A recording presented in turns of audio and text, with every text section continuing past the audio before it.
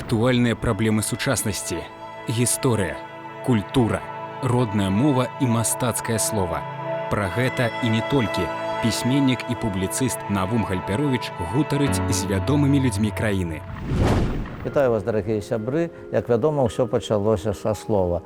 І гэта не проста прыгожае вызначэнне, гэта ісціна, бо слова – гэта космас, гэта ўсё. А вось мой суразмоўца гаворыць так: у нашых руках слова, мы вучым слова, а без слова не існуе нацыя.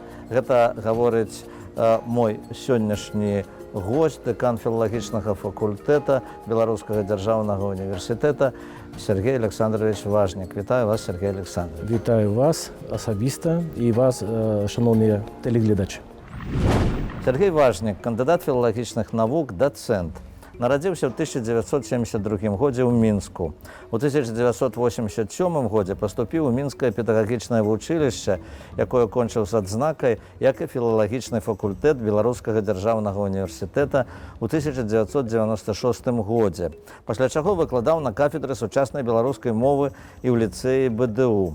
У 2002 абараніў кандыдацкую дысертацыю і да 2015 года працаваў намеснікам дэкана філфака, а да 2018 дырэктарам Нацыянальнага інстытута адукацыі Міністэрства адукацыі Рэспублікі Беларусь. З 2018 да 2021 года быў дэканам факультэта сацыякультурных камунікацый БДУ. Зараз з'яўляецца дэканам філалагічнага факультэта. У розныя гады быў вучоным сакратаром Беларускага камітэта славістаў, генеральным сакратаром Міжнароднага камітэта славістаў, вучоным сакратаром па абароне дысертацый. Падрыхтаваў шэраг пераможцаў алімпіяд па беларускай мове, магістрантаў і аспірантаў, сярод якіх ёсць кандыдаты навук. Мае больш за 200 навуковых публікацый. Сергей Александрович, вы сапраўды шлях такі прайшлі ў філалогію, пачынаючы амаль са школы. Вось прыйшло да вас гэтае захапленне калі? Яно прыйшло хутчэй трохі пазней. Яно прыйшло ў педагагічным вучылішчы нумар 2, якое вы сёння згадалі. Прыйшло ад тых настаўнікаў, якіх я там сустрэў, ад тых педагогаў, якія прывялі сапраўды любоў да роднага слова. Я лічу сваім першым універсітэтам у жыцці якраз Мінскае педагагічнае вучылішча нумар 2. Ну вось вы напісалі у сваім дзённіку: беларускую мову я вывучаў, як кажуць, на асфальце. Вы гарадскі чалавек.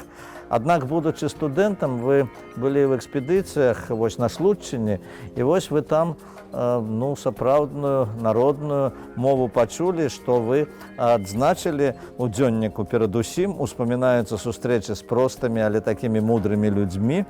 Па-другое, прыйшло перакананне ў тым, што ў малых мястэчках і вёсачках беларуская мова выкарыстоўваецца як асноўны сродак зносін.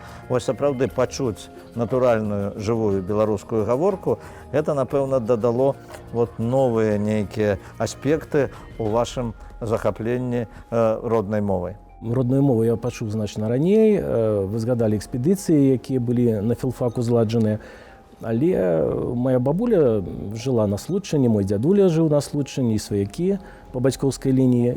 Натуральна, на канікулах я ездзіў да бабулі і дзядулі, сустракаўся са сваякамі, чуў дастаткова цікавую гаворку, як потым высветлілася слуцкую. Натуральна, яна адрознівалася ад рускай мовы. Натуральна задаваліся пытанні самому сабе: што гэта за гаворка, чаму людзі гавораць менавіта так. Ну і ўжо потым, пазней, прыйшло асэнсаванне якраз, што гэта хутчэй трасянка, гэта такі размоўны варыянт беларускай мовы, які зараз пануе.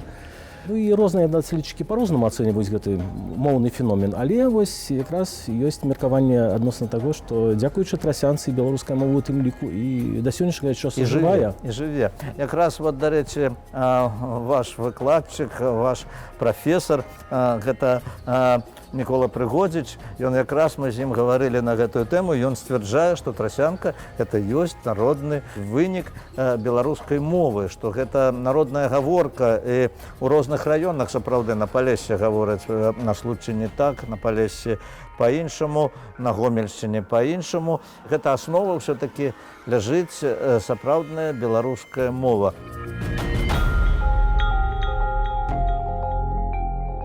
Я могу сказать, что вот один только курс белорусского филфака, где учились Бородулин, Бураўкін, Блатун, где Зуёнок, только на одном курсе, а калі полічыць, колькі письменников вучылася и колькі сегодня выкладае на филфаку.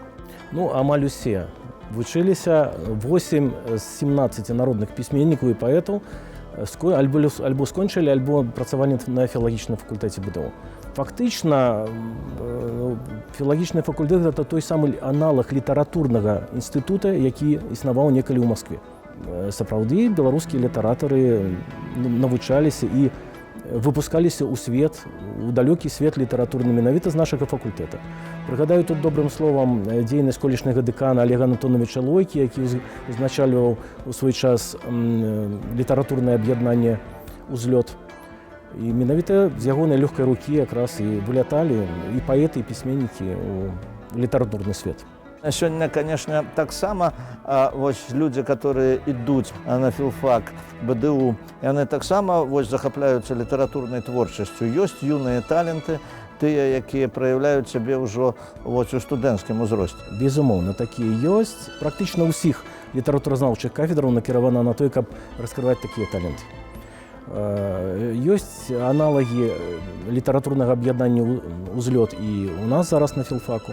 Ёсць газета «Слова», якая таксама традыцыйна выдаецца, дзе друкуюцца творы нашых зорачак.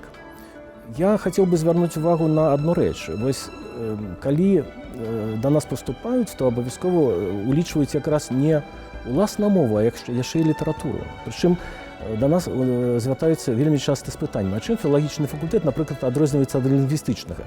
Ну, у выпадку, напрыклад, такой спецыяльнасці, як рамана-германская філалогія. Ну, мы адказваем проста. Калі лінгвістычны універсітэт большы ўхіл робіць у бок вывучэння мовы, і там якраз в такім большым аб'ёме вывучаецца мова, нейкая замежная, то у нас вывучаецца і мова, і літаратура, прыкладна ў роўным аб'ёме. І гэта вельмі важна. Прычым былі выпадкі, калі абітурыенты паступаюць на англійскую, напрыклад, філалогію, выключна з-за англійскай літаратуры. Яны нават ведаюць выкладчыкаў, з якімі яны будуць працаваць. Яны нават ведаюць кафедру, на якой яны потым будуць пісаць дыпломную працу. І быў такі выпадак, калі дзяўчынка не магла паступіць на англійскую філалогію. Яе быў ліцэйскі этап алімпіяды. Ёй сказалі, што яна атрымае за гэты ліцэйскі этап 100 балаў па беларускай мове, а беларускую мову па ЦТ не здавала. І гэты этап ёй ліцэйскі не залічыўся. Ёй, проста не так сказалі. Яна вельмі пакрыўдзілася, яна хадзіла, плакала. Мы яе супакоілі, сказалі: «Паслухай, ты ж можаш паступіць на славянскую філалогію, а можа табе там спадабаецца. І англійская літаратура ад цябе ўвогуле нікуды не знікне. Калі не спадабаецца, перавядзешся тады праз год на англійскую філалогію, будзеш слухаць і вывучаць сваю любімую англійскую літаратуру». Таму, бачыце, да нас паступаюць на філфак мэтанакіравана.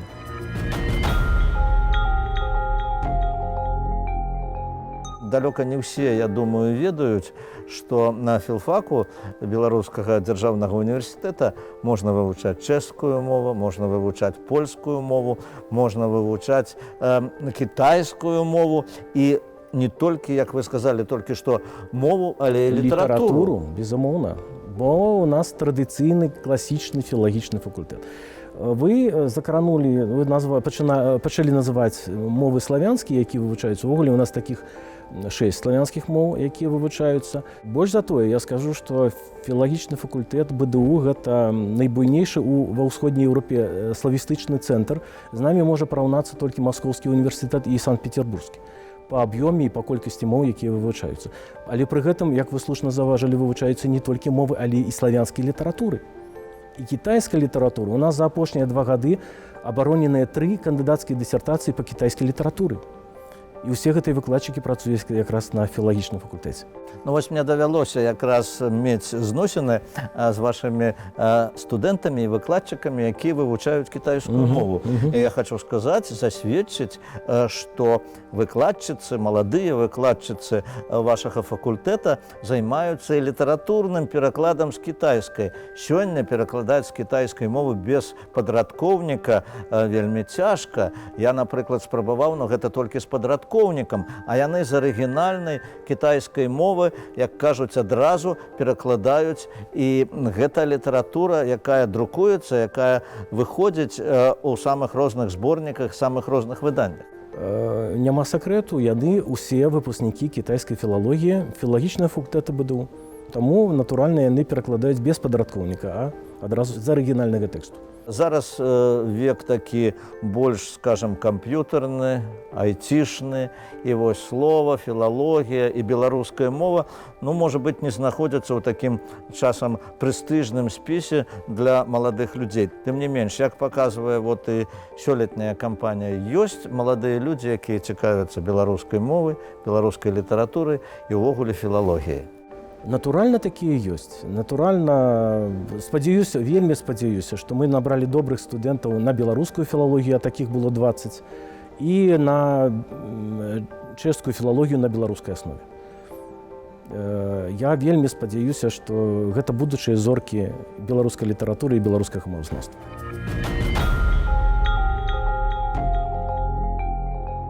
Ну, а цяпер прыступім да нашай апытанкі традыцыйнай. Скажыце, вось, ваше вызначэнне такога выразу «любіць сваё». Ведаеце, у мяне некалі нават артыкул такі быў «любіць сваё альбо кахаць сваё». Вось у беларускай мове выразна размяжоўваецца гэтыя рэчы. Некалі ў нейкім рэкламным слогане было «кахай сваё». Кахаць сваё немажліва, гэта неправільна з пункту гледжання мовы. Кахаць сваіх, дзяўчат, жанчын. Ведаеце, любіць сваё, я ўсё ж такі ў гэтым плане нацыянальна маркіраваны чалавек. Сваё гэта значыць беларускае. А якія вось 3 месцы, на ваш погляд, які абавязкова наведаць трэба кожнаму беларусу? Гэта тое месца, дзе пачыналася беларуская дзяржаўнасць. І я, відаць, прыгадаў бы яшчэ Вільню, але беларускую Вільню. Не той Вільнюс, які зараз існуе, а якраз беларускую Вільню. І вось такое пытанне, што вы зараз чытаеце і што б вы параілі пачытаць нашым тэлегледачам? Апошнім часам я, на жаль, чытаю хутчэй лінгвістычныя працы, звязаныя з сінтаксічнай нормай, бо зараз працую над доктарскай дысертацыяй, якая прысвечана якраз вывучэнню сінтаксічнай нормы беларускай літаратурнай мовы. Прычым цікава, што да гэтай тэмы я прыйшоў праз супастаўленне беларускай мовы з польскай мовай. Прычым пачыналася ў маім навуковым шляху ўсё з супастаўлення. А бачыце, прыйшоў я да ўласнай беларускай мовы. Прычым тут супастаўленне таксама прысутнічае. Я супастаўляю беларускую мову пачатку 20-го стагоддзя і беларускую мову пачатку 21-го стагоддзя. Параўноўваюцца ёсць два зрэзы. Прычым параўноўваецца якраз сінтаксіс, сінтаксічныя мадэлі. Ці, калі казаць больш простай мовай, просты сказ. Мадэлі беларускага простага сказа. Вось калі б у вас была гіпатэтычная такая фантастычная магчымасць сустрэцца з кім-небудзь з выбітных людзей Беларусі, яе гісторыі, з кім бы вы хацелі сустрэцца і пагаварыць? Хацеў бы сустрэцца з Янкам Купалам і Якубам Коласам. Я займаюся у тым ліку і вывучэннем эпісталярнай спадчыны, але з лінгвістычнага боку славутых беларусаў, бо цікаўлюся вывучэннем так званых этыкем, этыкетных формул, датычных розных пазамоўных сітуацый. І хочу сказаць, што нашыя славутыя пісьменнікі, яны дастаткова цікавыя якраз у эпісталярнай спадчыне. Я ўсім раю чытаць лісты славутых людзей. Што ж, я дзякую вам за нашу гутарку і жадаю плёну і поспехаў філфаку БДУ, які адзначае сваё 100годдзе, і асабіста вам у вашай навуковай, педагагічнай і адміністрацыйнай дзейнасці. А нашым тэлегледачам я нагадаю, што сённяшнім маім суразмоўцам быў дэкан філалагічнага факультэта Беларускага дзяржаўнага універсітэта Сергей Александрович Важнік. Усяго найлепшага, да пабачэння.